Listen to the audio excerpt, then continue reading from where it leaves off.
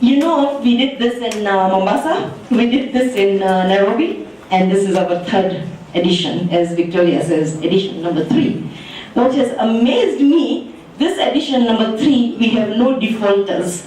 When I say defaulters, we are now nearing almost 4:30, and the room is as full. Actually, it even looks more fuller than when we started. So I don't know what's happening. I mean, have we got some other gift crashes or what? Because it is amazing. So you people deserve a kudos. Real kudos for staying with us from morning mpaka hivi sasa na hatutaenda mpaka tumemaliza, si ndio? My Swahili is getting okay. I think I'm getting there. I'm happy. Now, I've been tasked with the small assignment of kind of summarizing some of the key issues that were coming up from all the 4 groups that you went to from morning till and late this afternoon as part of what we were calling the breakout sessions. And there were 4 in total. Now, by a quick rise, just raise your hand. How many of you managed to go to all 4? All 4. Be honest. Just say, I went to all 4. Hata kama ni dakika moja. Okay, so we did, most of you did not manage all 4. Now, 3, at least 3 out of the 4. How many managed? Yeah, we have a few, quite a few managed 3. At least 2. Wow, that is great. So you managed 2. So that's good. So that tells us that we might need to rethink this strategy in the future as we go forward. How can we ensure that we give enough time for us to swap around? Own group, where myself and the gentleman in pink, where is the gentleman in pink? Gentleman in pink, where are you? There he is. Everybody knows him as Peter in pink, PP. So Peter and I were moderating the session on how to become procurement ready, and basically, okay, sorry, that was a side joke. Basically, what was coming up very clearly from the questions that we were receiving from our participants, also the discussions that we had, that there is this monster called documentation. Everybody is kind of wanting to know more from GAB. What kind of documentation do you need from that woman entrepreneur so that she can do business with you? So my suggestion here is perhaps we might need to do some kind of a checklist to say these are the basic minimum we are looking for, and share that with you at some point in time. Another thing that came up continuously was the issue of company profile. Company profiles. And remember, in the morning, all the panelists were alluding and saying that you need to do a good company profile that you can market, that you can feel proud of, that when you submit to the Gulf African Bank, they look at it and they understand who are you, not as an individual, but as that business owner. Are we together? I can see there's a group that is very busy writing. I don't know what you are writing, but I think maybe we need you to be with us. So coming back to company profile, there is this misconception, and it's important that we clarify here, that when the GAB is asking you for a company profile, it's not equivalent to your experience, previous experience. A lot of women felt that when we are asking for your profile, we are asking you for previous experience in tendering. No, it's like your CV. You may or may not have previous experience, but you have something to offer. And you tell us what that is. You give us your contact, you give us your structure of your business, you tell us what you sell, you tell us where is your location, you give us other kinds of information which may not necessarily be all about your previous experience. So that was really very critical, and we wanted to highlight that. The other issue that came out in our group was all about building relationships. If you want to supply to Gulf Africa Bank or even to the government, it's important that you build relationships with critical decision makers. And the word here is decision makers. So who are some of these decision makers? If you want a loan, you must have a good relationship with your bank manager. And many of the women whom we talked to said that they had never met their own bank manager or relationship manager. They have an account in that bank, but that's where it begins and ends. So that is a missed opportunity. You need to start building those relationships. Other key decision makers are, of course, the procurement managers like Peter, if you want to do business with Gulf Africa Bank, you cannot miss an opportunity of knowing who is the critical decision maker within that organization. Then the third and last thing I want to highlight for our group was the whole issue of women fearing to become formal entities, and the fear of moving from an informal business to now transforming into a formal, legally recognized entity. Why is there their fear? The fear is associated with two main things. One is the perceived cost of registering a business, and we already told you in the morning, don't fear, some of these costs are not as high as we think or we believe them to be. And the second is about the tax. Once I register my business, now the tax man or the tax woman is going to be on my case. So that fear is keeping us away from registering or formalizing our businesses. So this was the key issue, and basically linked to the whole issue, the element of tax is about filing tax returns. And I know that there was another group that are really focused on tax and filing tax returns.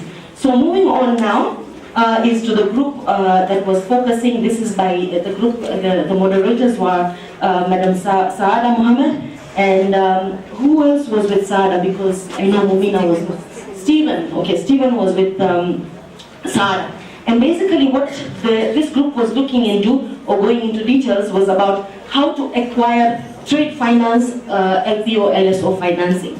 And what is coming out from that group is, I think these are questions, and again, Najma and team, a good way to handle some of this is to do what I would call a frequently asked questions, because these questions are coming up over and over. So if you do an FAQ, some of these things that are being asked repeatedly can be posted on your website and people can have ready answers to them. And one example of this FAQ is, do I need to have a GAB account or be an account holder with GAB in order to benefit from the tendering opportunities as well as the LPO, LSO financing opportunities? The answer, of course, is no, but it kept on coming out. So something that we need to think about.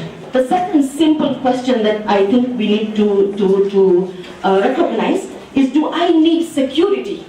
Do I need security in order for me to get financing for an LPO? Security here perhaps means some kind of collateral. So what is the answer to that? There are different types of products they are offering. For some they require security, for some they don't require, and so then we can probably amplify those different kinds of financing products.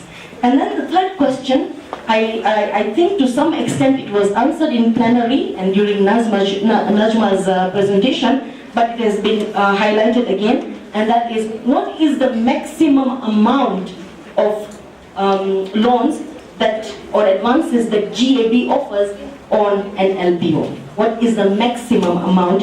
And so here it's both secured and unsecured. If I heard you well, I think you said 3 million? 20 million and? Unsecured. 20 million unsecured and? Secured we can do up to $1 billion. Secured you can do up to $1 billion. Billion plus. So that is the information from Najma, but thank you for bringing that up. Maybe it was not very clear to everybody. There are other emerging issues, but we want to just stick to 3 or 4 key ones. So I want to go into detail about everything, but we will compile this and keep them in our records, because we use this information. It's not just for the sake of sharing with you here. This information is very important for us, both Gulf African Bank and UN Women, because if we continue having these kind of forums, whether it is in spaces like this or in a different way, we need to make sure that when we go ahead, we continuously improve the sharing that we do, and we answer some of these questions as they are coming along. Now the third group then was preparing your business for tendering, and this was Wanjiru's team together with Juliet Amazera, and they have quite a number, so I'm going to pick on again the top, the ones that I think were popping out very strongly. And the first one there was, what are the procedural and financial challenges in registering a business as an LLC. What was LLC? Limited liability company. Okay, great. So, what are the procedural and financing challenges in registering? So this is related to business registration. We had something similar in our group where people wanted to know more about how to go about registering businesses, different types of businesses, and what are the cost implications. So this is coming out again over and over. How do I register a business? What types of businesses options do I have? And what is the cost associated with those business registration processes? So I can make an informed decision about which one I want to go forward with. The issue of proving one's experience, this came out in my group as well, and we were talking about company profile. You don't have to prove your experience, you have to prove your potential. Remember, we mentioned this, prove your potential, the experience will come as you go along.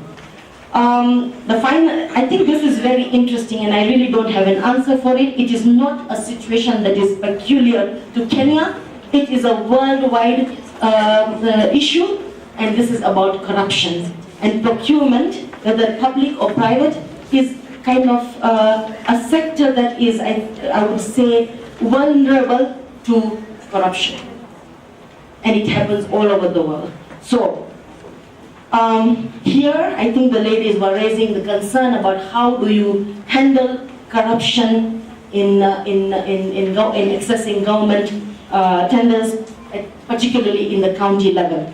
So we don't have any government official here, so we will leave it at that, but it is something that is happening all over the world and it's not specific to our country. One way of course, handling in our government is trying to do that is to move into the whole system of what we are calling e-procurement, making everything electronic, and to minimize the risk of corruption by doing that.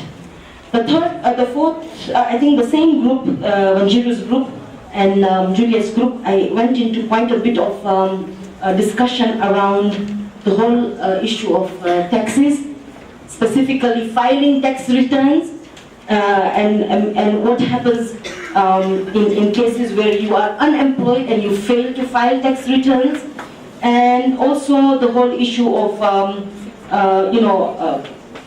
this one, the first one, you were talking about filing of annual tax returns at the company's registry and tax returns at KRA. So I think this is nothing new again for the Nakuru edition. The same issues were coming out in Mombasa, the same issues were coming out in Nairobi. Women, wamama, we must learn to stop fearing the taxman and the policeman. Do you promise me that? There are two people we fear, policemen and policewomen, and then the taxman and the taxwoman.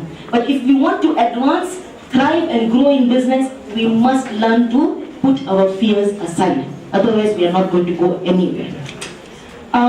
Diversifying of clients. This is moving into a broad client base as a woman-owned business, if I got this right, so that you are not putting all your eggs in one basket. You want to do tendering, but you are only putting yourself or limiting yourself to do tendering with government, because there are other types of market, and how do you then branch out and diversify so that you have a broad-based client base. Last, I think we had one more group. Did I miss out this group?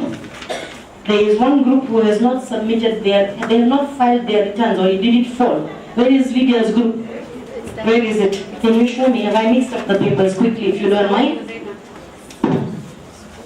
Mixed up, which one? Najma and all coordinated. We have learned a lot from all of you, and we don't take this for granted, because this is wealth of information, and we will use it, taking this information forward to improve the programs that Bank is offering, and also perhaps come up with some other new initiatives that will all be geared towards empowering the woman of Kenya. Remember, we said, pesa mfukoni na Yesu rohoni. Tuko pamoja? Yeah? So my business here is to really make sure that women make money, they have money in their hands, and then it is Gulf Africa Bank's business to make sure that that money, the woman makes money, but the money remains in her hands, so that she has access to that money when she needs it. It is not overtaken by papaya roots. So with that, allow me to hand over back to our MC, and thank you very much for listening.